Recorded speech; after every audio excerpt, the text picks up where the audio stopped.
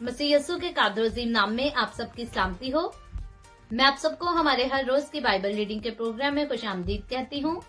मेरे अजीजों, इससे पहले हमने अपनी बाइबल रीडिंग के प्रोग्राम में खुदावंद के कलाम में से मुकद्दस मत्ती रसूल की मार्फत लिखी गई अंजील उसके 12वें बाब को खुदावंद के कलाम से पढ़ा था और आज हम अपनी बाइबल रीडिंग को आगे बढ़ाते हुए मुकद्दस मत्ती रसूल की मार्फत लिखी गई अंजील उसके 13वें बाब को खुदावंद के कलाम से पढ़ेंगे। और खुदावंद के कलाम में यूं लिखा है, उसी रोज यीशु घर से निकलकर झील के किनारे जा बैठा और उसके पास ऐसी बड़ी भीड़ जमा हो गई कि वो कश्ती पर चढ़ बैठा और सारी भीड़ किनारे पर खड़ी रही। और उसने उनसे बहुत सी बातें तमसीलों में कही कि देखो, एक बोने वाला बीज बोने निकला और बोते वक्त कुछ दाने राह के किनारे गिरे और परिंदों ने आकर उन्हें चुग लिया। और कुछ पथरीली जमीन पर गिरे जहां उनको बहुत मिट्टी ना मिली और गहरी मिट्टी ना मिलने के सबब से जल्द उग आए। और जब सूरज निकला तो जल गए और जड़ ना होने के सबब से सूख गए। और कुछ झाड़ियों में गिरे और झाड़ियों ने भरकर उनको दबा लिया।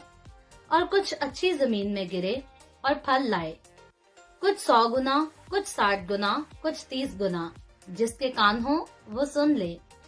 शागिर्दों ने पास आकर उससे कहा, तो उनसे तमसीलों में क्यों बातें करता है? उसने जवाब में उनसे कहा, इसलिए कि तुमको आसमान की बादशाही के भेदों की समझ दी गई है, मगर उनको नहीं दी गई।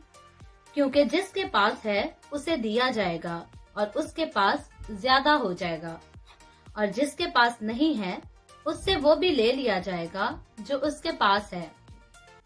मैं उनसे तमसीलों में इसलिए बातें करता हूँ कि वो देखते हुए नहीं देखते और सुनते हुए नहीं सुनते और नहीं समझते। और उनके हक में यूसाया की ये पेशनगोई पूरी होती है कि तुम कानों से सुनोगे पर हरगिज ना समझोगे, और आंखों से देखोगे पर हरगिज मालूम ना करोगे।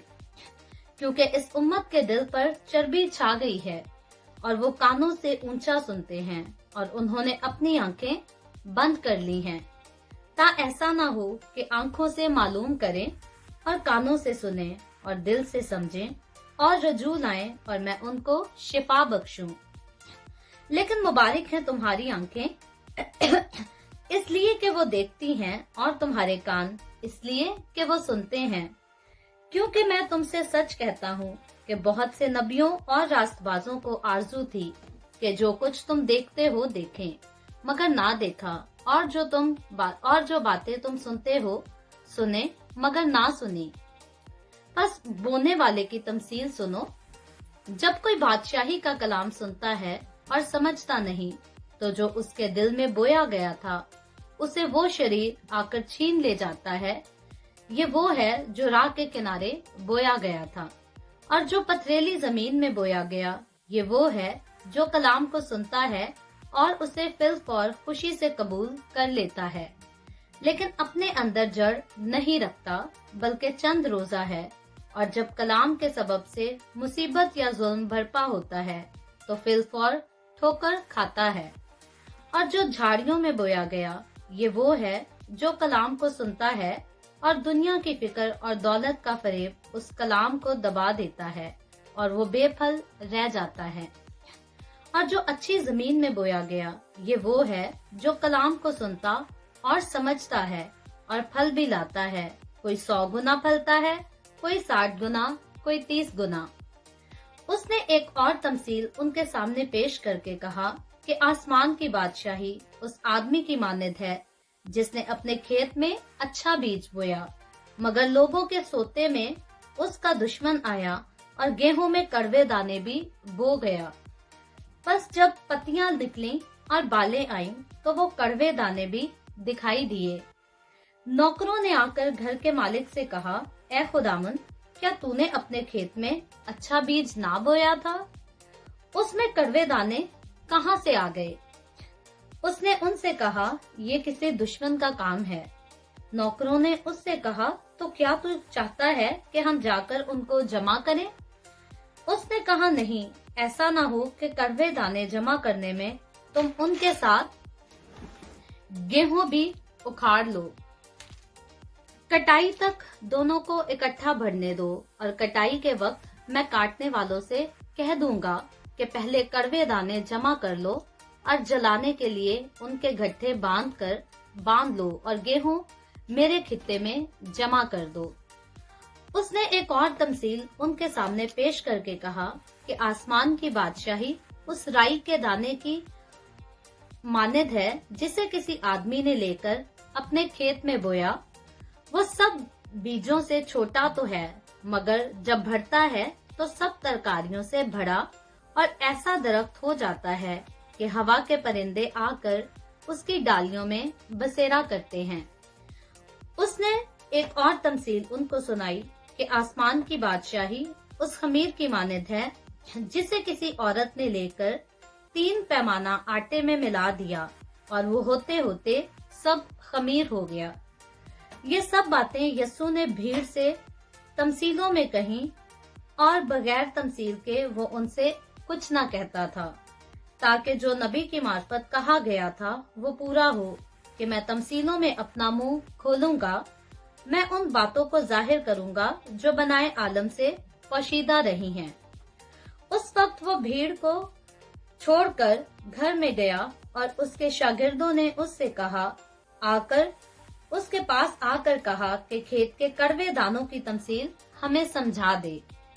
उसने जवाब में कहा, अच्छे बीज का बोने वाला इब्ने आदम है और खेत दुनिया है, और अच्छा बीज बादशाही के फर्जंद और कड़वे दाने उस शरीर के फर्जंद हैं। जिस दुश्मन ने उनको बोया वो अबलीस है, और कटाई दुनिया का आखिर है और काटने वाले फरिश्ते हैं। बस जैसे कड़वे दाने जमा किए जाते और आग में जलाए जाते हैं, वैसे ही दुनिया के आखिर में होगा। इब्ने आदम अपने फरिश्तों को भेजेगा और वो सब ठोकर खिलाने वाली चीजों और बदकारों को उसकी बादशाही में से जमा करेंगे और उनको आग की भट्टी में डाल देंगे। वहाँ रोना और दांत पीसना होगा। उस वक्त राजपास अपने बाप की बादशाही में आफताब की मानद चमकेंगे। जिसके कान हो वो सुन ले। आसमान की बादशाही खेत में छुपे खजाना की मानद है, जिसे आदमी ने पाकर छुपा दिया और खुशी के मारे जाकर जो कुछ उसका था बेच डाला और उस खेत को मोल ले लिया। फिर आसमान की बादशाही उस सौदागर की मानद है जो उम्दा मोतियों की तलाश में था। जब उसे बेशकीमत मोती मिला तो उसने जाकर जो कुछ उसका था सब बेच डाला और उसे मोल ले लिया। फिर आसमान की बादशाही उस बड़े जाल की मानद है जो दरिया में डाला गया, और उसने हर किस्म की मछलियां समेट ली, और जब भर गया तो उसे किनारे पर खींच लाए और बैठकर अच्छी अच्छी तो बर्तनों में जमा कर ली, और जो खराब थी फेंक दी। दुनिया के आखिर में ऐसा ही होगा। फरिश्ते निकलेंगे और शरीरों को रास्तबाजों से जुदा करेंगे और उनको आग की भट्टी में डाल देंगे। वहाँ रोना और दांत पीसना होगा। क्या तुम ये सब बातें समझ गए? उन्होंने उससे कहा, हाँ। उसने उनसे कहा, इसलिए हर फकिया जो आसमान की बादशाही का शागिर्द बना है उस घर के मालिक की मानद है जो अपने खजाना में से नई और पुरानी चीजें निकालता है। जब यस्सु ये तमसीलें खत्म कर चुका तो ऐसा हुआ कि वहाँ से रवाना हो गया और अपने वतन में आकर उनके इबादत खाना में उनको ऐसी तालीम देने लगा कि वो हैरान होकर कहने लगे कि इसमें ये हिकमत और मौजे कहाँ से आए? क्या ये बड़ई का बेटा नहीं? और इसकी माँ का नाम मरियम और इसके भाई याकूब और यूसुफ और शमौन और यहूदा नहीं? और क्या इसकी सब बहनें हमारे यहाँ नहीं? फिर ये सब कुछ इसमें कहाँ से आया? और उन्होंने उसके सबब से ठोकर खाई। मगर यस्सु ने उनसे कहा कि नबी अपने वतन और अपने घर के सिवा और कहीं बेइज्जत नहीं होता। और उसने उनकी बेइत्तेकादी के सबब से वहाँ बहुत से मौजे ना दिखाए। खुदावंद के पाक कलाम पढ़े और सुने जाने पर खुदावंद की बरकत हो, खुदावंद का शुक्र हो।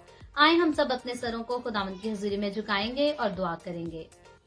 Hallelujah, hallelujah. प्यार से भरे जिंदा आसमानी बाप, लश्करों के रब यहोवा यरी, मैं तेरे प्यारे बेटे अपने खुदावन यीशु मसीह नासरी के नाम में तेरे कदमों में आती हूँ, तेरी शुक्रगुजारी करती हूँ इस वक्त के लिए जो तूने हमें बख्शा, ताकि हम तेरे पाक कलाम को पढ़कर इससे बरकत हासिल कर सकें। ऐ बाप आसमानी, जितने लोगों ने मेरे वसीला से तेरे पाक कलाम को सुना है, पढ़ा है, इन तमाम लोगों पर अपना हाथ बढ़ा बरकत दे। और ऐ बाप आसमानी, तेरे लोगों के वसीला से अंजील की मनादी कसरत से होती रहे।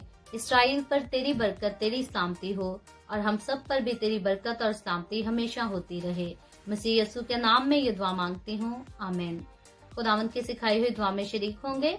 आए हमारे बाप, तू जो आसमान पर है, तेरा नाम पाक माना जाए, तेरी बादशाहत आए, तेरी मर्जी जैसे आसमान पर पूरी होती है जमीन पर भी हो। हमारे रोज की रोटी आज हमें दे, जिस तरह हम अपने कर्जदारों को माफ करते हैं, तू भी हमारे कर्ज हमें माफ कर।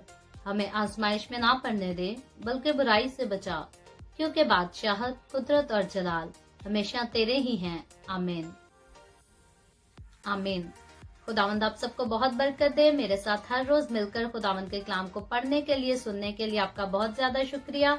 इस कलाम को जगह जगह शेयर करते रहें, ताकि हम सबके वसीला से अंजील की मनादी कसरत से हो सके, आमीन।